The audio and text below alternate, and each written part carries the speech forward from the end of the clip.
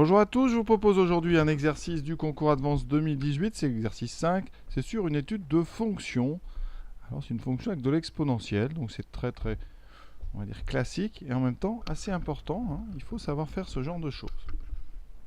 Alors notre fonction f, donc elle est définie d'un quotient, en haut vous avez exponentielle x moins 3 et donc en bas exponentielle x moins 1. Donc déjà avant de commencer, on va regarder un petit peu, on nous propose un ensemble de définitions qui est R, ici, privé de 0. Ce symbole, ça veut dire privé, donc tout simplement R étoile. Il ne va pas avoir le caractère, effectivement, en général. Ce R privé de 0, on l'écrit plutôt R, donc étoile.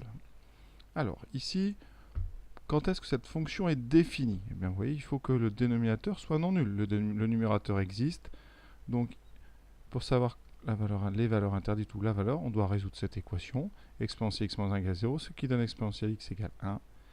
Et donc vous savez que ça, alors soit on passe au logarithme, soit on sait qu'un exponentiel vaut 1 quand x vaut 0. Donc effectivement, 0 c'est bien la valeur interdite. Donc la fonction est bien définie sur R étoile. Alors est-ce qu'il est dérivable? Oui, parce que eh bien, ce quotient est un quotient de deux fonctions dérivables donc sur R étoile, sur R même.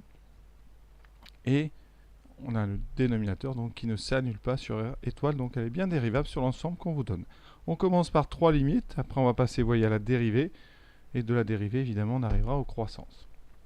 Alors ce type de limite, c'est vraiment quelque chose, comme j'ai dit, de très classique. Alors après, il y a des erreurs. Certains utilisent ce qu'on appelle le principe du rapport des termes de plus haut degré. Ici, on ne peut pas, ce n'est pas une fonction rationnelle, ce ne sont pas des polynômes, il y a une fonction exponentielle. Donc, quand on a comme ça une forme indéterminée, parce qu'effectivement, en haut, vous avez une limite qui est plus infinie, en bas, vous avez une limite qui est plus infinie, donc on a devant nous une forme indéterminée avec de l'exponentielle. Pour lever des formes indéterminées en plus l'infini, eh bien, on n'a pas le choix, il faut factoriser en haut et en bas par le terme qui vous paraît dominant, et là, il n'y a pas d'ambiguïté, ça va être exponentielle x. Donc on va factoriser en haut et en bas par exponentielle x. Ça nous donne exponentielle x, facteur donc de 1, moins 3 sur exponentielle x, divisé par exponentielle x fois 1 moins 1 sur exponentielle x. Alors vous voyez que devant, c'est là quelle est la forme déterminée. On a une comparaison exponentielle sur exponentielle, là on peut simplifier, donc vous n'avez plus de problème. La première parenthèse, eh bien on va voir qu'elle tend vers 1, la deuxième aussi, donc la limite c'est effectivement 1. Alors si on devait le rédiger, le détailler un petit peu, parce que on est quand même là pour ça. Alors ce que vous pourriez dire, c'est quoi? Alors la limite, donc, quand x tend vers plus l'infini d'exponentielle, c'est plus l'infini. Et donc, quand on l'inverse, par inversion, ça veut dire que la limite, donc, de 1 sur exponentielle x, quand x tend vers plus l'infini, mais ça va être égal à la même limite que 3 sur exponentielle x, ça va faire 0. Voilà pourquoi ici, eh bien, vos deux parenthèses tendent donc vers 1. Donc, si on doit vraiment tout rédiger, la limite quand x tend vers plus l'infini de 1 moins 3 sur exponentielle x par somme, c'est 1. Et pareil pour le dénominateur, donc vous aurez par quotient une limite en haut 1, une limite en bas 1, donc la limite c'est bien 1. Vous voyez, donc très important, on ne parle pas de plus haut degré ni quoi que ce soit, vous factorisez en haut par le plus fort, en bas par le plus fort, et tout s'arrange très vite. Voilà. Deuxième limite, en moins l'infini. Alors, c'est pareil, avant de se lancer dans une factorisation quelconque, on regarde, y a-t-il un problème ou non? Est-ce qu'on a une forme indéterminée ou pas? Ça, c'est vraiment la première question à se poser. Alors, on regarde. Ce qu'on sait, et ça, c'est que la limite quand x tend vers moins l'infini de l'exponentielle, c'est tout à fait connu, c'est 0. Alors, c'est pas une preuve, mais pour illustration, la courbe de la fonction exponentielle. La courbe de la fonction exponentielle, ici, en 0, elle vaut 1. Et elle a une asymptote horizontale en moins l'infini. Elle est comme ceci, vous voyez. Voilà. Et donc, on a ici cette limite de la fonction exponentielle en moins l'infini qui vaut 0. Pourquoi c'est intéressant? Parce que ça veut dire que en haut, au numérateur, on a exponentielle x moins 3, ça tendra donc, quand x tend vers moins l'infini, ça tend vers moins 3 par somme. En bas, exponentielle x moins 1 tend vers moins 1. Et donc ce n'est pas une forme indéterminée. On a par quotient une limite qui sera moins 3 sur moins 1. Donc la limite de f en moins l'infini, c'est donc moins 3 sur moins 1, c'est 3. Donc là, cette proposition ici, Le principe, c'est de savoir si les propositions sont vraies ou fausses. Celle-là, elle est fausse. D'accord? Troisième limite. Ici, on regarde d'abord, y a-t-il un problème ou n'y en a-t-il pas? Alors, première chose, on est en 0 par valeur positive. C'est ce qu'on appelle 0 plus. C'est-à-dire x tend vers 0 en étant plus grand que 0. Alors pour l'exponentielle, ça n'a pas d'importance. Ici, ça tendra vers exponentielle 0. C'est-à-dire 1. Qu'on soit par valeur positive ou négative. Donc ici, ça n'aurait rien changé d'avoir un négatif. Ça va être important, vous allez voir, pour le dénominateur. Donc au numérateur, ça tend vers 1 moins 3. Donc là, on va quand même le dire. La limite quand x tend vers 0 d'exponentielle x moins 3, ça tend vers 1 moins 3, c'est-à-dire moins 2. Ici, le fait que ça soit plus grand que 0 ou pas, je dis, n'a pas d'importance. Ça en a par contre pour le dessous. Parce qu'au dessous, limite exponentielle x moins 1, vous avez bien compris, ça fera 1 moins 1, ça fera 0. Et quand on a comme ça une division par 0 en termes de limite, il faut savoir si c'est un 0 plus ou un 0 moins. Il faut connaître le signe. Parce que si vous avez 1 sur 0 plus, pour être clair, 1 sur 0 plus, en limite, ça vous donnera plus l'infini. Si vous avez 1 sur 0 moins, ça donnera moins l'infini. C'est tout justement le problème. Alors est-ce qu'on peut trouver le signe exponentielle x moins 1? Oui, parce qu'on est sur des valeurs x plus grandes que 0. Donc, on a la limite, évidemment, quand x tend vers 0 d'exponentielle x qui vaut 1, d'accord?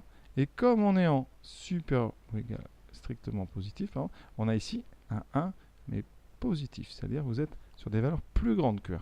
L'exponction exponentielle est croissante, donc si vous êtes à droite de 0, l'exponentielle est plus grand que 1. Donc, la limite quand x tend vers 0 en étant positif d'exponentielle x moins 1, c'est un 0, mais un 0 positif. Effectivement, si x est positif, exponentielle x moins 1 est positif. Alors vous pouvez le faire autrement en étudiant le signe, tout simplement. Vous mettez x positif, donc exponentielle x est plus grand qu'exponentielle 0, plus grand que 1, donc exponentielle x moins 1 est positif. Vous pouvez comme ça faire une étude de signe, ou si vous l'avez déjà fait dans le sujet, vous pouvez vous en servir.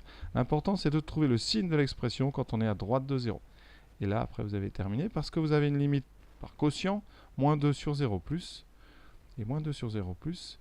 Alors attention, parce que s'il n'y avait pas eu le moins, ça aurait fait plus infini, mais comme il y a un moins en haut, la limite de f, c'est donc moins l'infini.